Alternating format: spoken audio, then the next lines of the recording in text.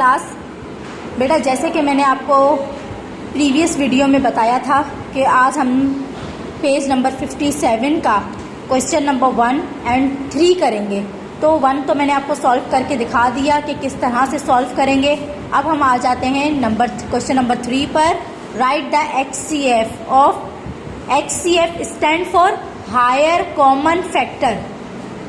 HCF stand for higher common factor.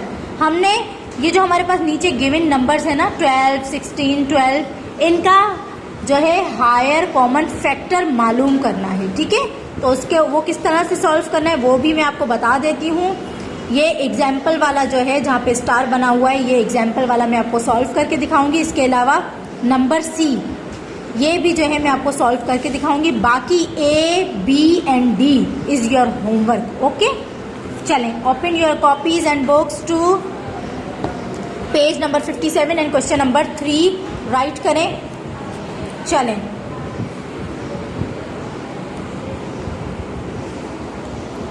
ये देखें, write the HCF of, आपने question लिखना है। ये एग्जाम्पल जो है आपने कॉपी में नहीं करनी, ये मैं आपको सिर्फ समझा रही हूँ। ठीक है, देखें हायर कॉमन फैक्टर कैसे निकालेंगे। सबसे पहले ये जो हमारे पास नंबर्स गिवन हैं हम इनका LCM ले लेंगे। नंबर 1 पर हमारे पास है 12, तो हम पहले 12 का LCM लेंगे।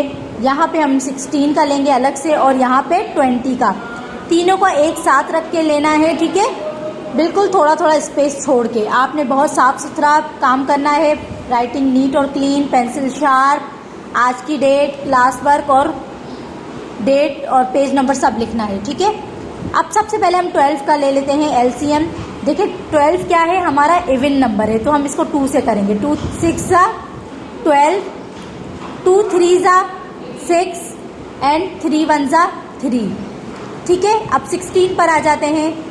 2 8 16 आ गया, 2 4 8 आ गया, 2 2 4 आ गया एंड 2 1 2। ये भी हमने सॉल्व कर लिया।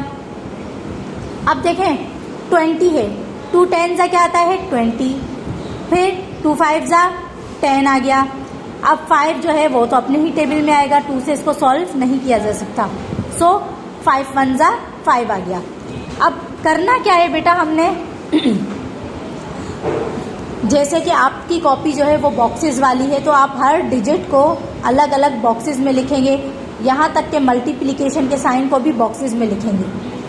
अब ये जो नंबर जिनके हमने हायर कॉमन फैक्टर निकाले हैं, मालूम कर रहे हैं, पहले इनका LCM जिन नंबर्स का लिया इन नंबर्स को नीचे लिखेंगे। जैसे पहले 12 लिखा नीचे, फिर दूसरे नंबर पे मैंने उसी के बिल्कुल नीचे 16 लिखा और बिल्कुल सीक्वेंस से उसी के नीचे 20 लिखा और सबके आगे आपने =2 का साइन लगाना है। ठीक है, अब देखें 12 के फैक्टर्स क्या हैं वो बताने हैं। 2 एंड 3, हमने इसको इसी तरह से लिखना है। 2 × 2 × 3। आपने अपनी कॉपी में अलग अलग बॉक्स में लिखना है। ठीक है, मैं दोबारा रिपीट कर रही हूँ, अलग अलग बॉक्सेस में लिखना है, एक बॉक्सेस में सबको मिला के नहीं लिखना। फिर 16 के फैक्टर्स क्या हैं वो हमने, ये सारे 16 के फैक्टर्स कहलाएंगे, वो हमने नीचे लिख दिए। 2 × 2 × 2 एंड × 2।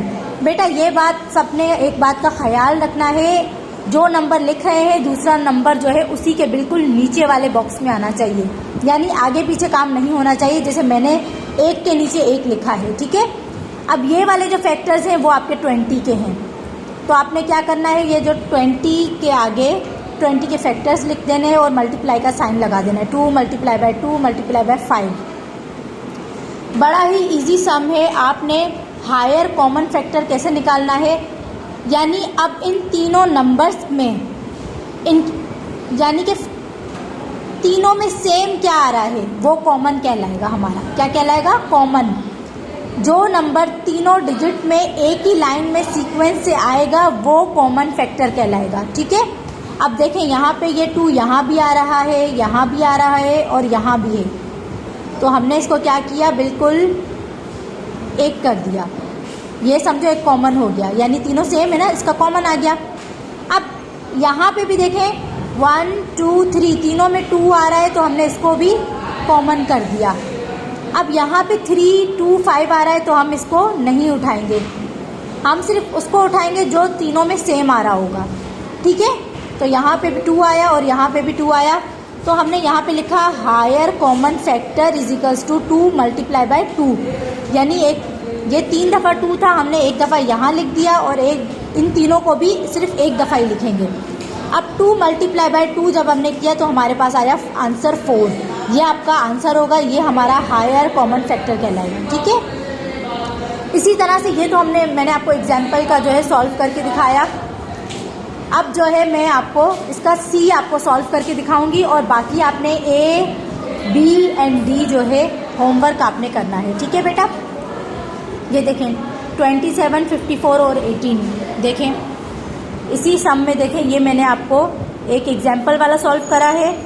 अब ये मैं नंबर C कर रहे हैं। देखें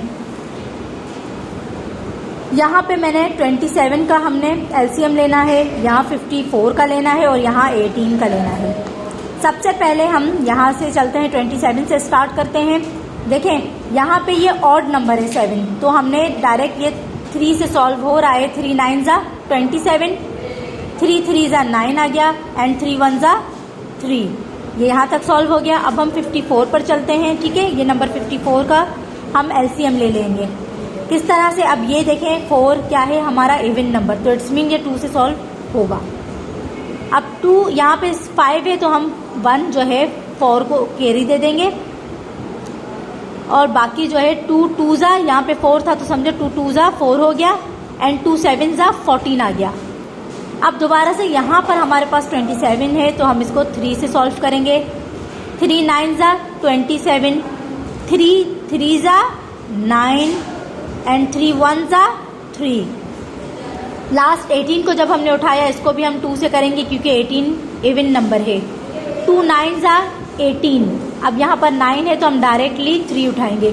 3 3 ज़ा 9, यानी 3 के टेबल में 9 कहाँ तक पढ़ेंगे तो आएगा 3 तक। 3 1 ज़ा 3। अब हमने इन नंबर्स को भी पहले 27 को यहाँ लिखा, उसके नीचे बिल्कुल नीचे 54 को लिखा, उसके बिल्कुल नीचे 18 को लिखा। तीनों के आगे हमने इजिकल्स 2 की साइन लगाई। फिर इनके जो हमने फैक्टर्स मालूम किए थे, ये जो फैक्टर्स हैं ये 27 के यहाँ लिख दिए, 3 मल्टीप्लाई बाय 3 मल्टीप्लाई बाय 3। 54 के फैक्टर्स वो हमने यहाँ इसके आगे लिख दिए। और बिल्कुल इस बात का ख्याल रखिएगा, एक डिजिट के नीचे दूसरा डिजिट आना चाहिए और मल्टीप्लाई के साइन के नीचे मल्टीप्लाई का साइन ही आना चाहिए। ठीक है, और अलग अलग बॉक्सेस में आप लोग लिखेंगे। 54 के हमने फैक्टर्स लिखे, अब हम 18 के फैक्टर्स यहाँ सबसे लास्ट में लिखेंगे। अब देखेंगे इन तीनों में कॉमन क्या है, यानी सेम क्या आ रहा है तीनों में। ठीक है, अब देखें यहाँ पे 3 है और यहाँ पे 2 टाइम 2 आ रहा है, पर हम इसको कॉमन नहीं ले सकते, यानी वो चीज़ जो तीनों में आ रही हो वो कॉमन कहलाएगी। अब देखें 3 इन तीनों में आ रहा है तो हमने इसको एक दफ़ा ले लिया, सर्कल कर दिया। अब यहाँ भी 3 टाइम्स आ रहा है, तीनों में आ रहा है तो इसको हमने कॉमन ले लिया, अब इसको हम नहीं लेंगे। यहाँ पे हमने हायर कॉमन फैक्टर लिखा और इस 3 को, ये जो कॉमन लिया है इसको एक दफ़ा लिख देंगे और इस 3 को भी जो 3 दफ़ा है हमारे पास, जो जिसका हमने कॉमन लिया है इसको भी सिर्फ 1 टाइम लिखेंगे। अब 3 3 ज़ा क्या आएगा 6। सॉरी बेटा, यहाँ पे देखें एक चीज़ की मिस्टेक है, 3 3 ज़ा 9 आएगा। ठीक है, 3 3 ज़ा 9 आएगा, सो आपने यहाँ 9 लिखना है, दिस इज़ रॉन्ग। 3 3 ज़ा क्या आएगा 9, तो यहाँ पे मैंने करेक्शन कर दिए, यहाँ पे आप भी 9 लिखेंगे, ये आपका आंसर होगा higher common factor. I hope आपको समझ आ गया होगा। एंड आपका जो होमवर्क है A, B and D as a homework जाएगा। थैंक यू सो मच, अपना बहुत सारा ख्याल रखिएगा। अल्लाह हाफ़िज़।